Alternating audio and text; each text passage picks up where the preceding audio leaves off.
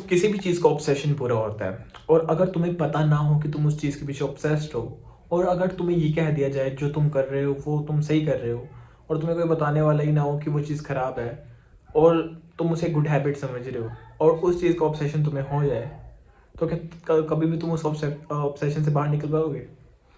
ऐसी मेरे दिमाग में 10 चीज़ें हैं जिसके बारे में बात कर सकता हूँ, बट वो बहुत ज़्यादा कंट्रोवर्शियल हो जाएगी। बट एक ऐसी चीज़ जिसके बारे में मैं बात करूँगा वो है फिटनेस या जिम का ऑब्सेशन।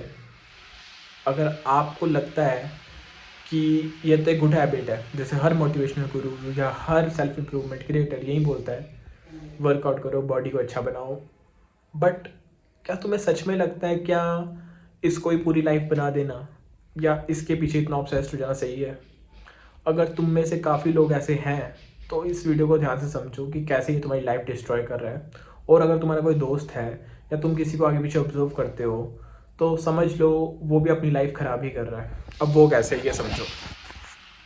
यार तुम मुझे एक बात बताओ कि तुम जिम किस पर्पज से गए थे? For what think? To getting validation from peoples जो तुम्हें अट्रैक्टिव नहीं समझते थे। और जब तुम्हारा जिम में न्यू बिगिन फेस ख़त्म होता है, यानी कि वो फेस जब तुम स्टार्टिंग के 4-5 महीने ट्रेन करते हो और उस फेस में तुम्हारी बॉडी बहुत जल्दी विजिबली इफेक्ट्स तुम्हें दिखते हैं क्योंकि तुम पहली पहली बार जिम गए हो, वो जब ख़त्म होता है तो जो लोगों से तुम्हें कॉम्प्लीमेंट मिलते हैं कि यार यू आर लुकिंग डिफरेंट, तेरी बॉडी बन गई भाई, और ये सुन के तुम्हें जो खुशी होती है, तुम्हें वही खुशी चाहिए थी, इस वजह से तुम जिम गए थे। और जब तुम वैलिडेशन के इस ट्रैप में फंस जाते हो तो तुम और ऑब्सेस्ड हो जाते हो और अच्छी बॉडी बनाने के लिए। और बहुत सारे लोग स्टेरॉइड्स भी लेते हैं, लेकिन मैं उन लोगों की बात नहीं करूँगा। मैं बात करूँगा कि जिम करना सच में कोई ऐसा प्रोडक्टिव वर्क है या सच में ऐसा कोई वर्क है जिसे लेकर तुम प्राउड कर सकते हो? Answer is no. That is a bare minimum thing every human should have to do. अपनी बॉडी को ख्याल रखना, क्योंकि देखो एज अ एवोल्यूशन हमारा जैसे हुआ है, हमारा फिजिकल वर्क कम हो चुका है। हमारे जो एंसेस्टर्स थे वो इतनी इतनी दूर तक मैमल्स का शिकार करने के लिए दौड़ते थे, और इतना उनका फिजिकल वर्क था, तो उनकी जो उनकी बॉडी की जो रिक्वायरमेंट है उस हिसाब से वो ट्रेन हो जाते थे। बट आज हम लोग नहीं करते वो चीज़ें, तो वो हमें करना चाहिए ताकि हमारी बॉडी में एनर्जी बनी रहे। क्योंकि देखो हमारा शरीर वैसे काम करता है जैसे हम उसे काम करवाते हैं। अगर हम उसे ढीला छोड़ देंगे तो वो कमज़ोर हो जाएगा, हम उसे ट्रेनिंग करवाएंगे तो वो स्ट्रांग होगा। अगर तुम्हें ये लगता है कि जिम जाके तुम बहुत ज़्यादा प्रोडक्टिव वर्क कर रहे हो तो दैट इज़ बेयर मिनिमम। जैसे क्या खाना खा के तुम बहुत बड़ा कोई काम कर देते हो? नहीं। तो वैसे जिम करना भी वैसा ही है। और जिम में मैक्सिमम लड़के बॉडी बनाने जाते हैं, कोई भी बंदा वहाँ पे फिजिकल फाइट की ट्रेनिंग करने नहीं जाता। और अगर तुम्हें ये लग रहा है कि जिम जाके मैं कोई बहुत ज़्यादा प्रोडक्टिव काम कर रहा हूँ तो ये भी बहुत बेयर मिनिमम है। अब तुम बोलोगे भाई ये तू क्या कह रहा है यार, तू तो हमारी मोटिवेशन डाउन कर रहा है, ये वो। That is the bitter truth, you have to listen.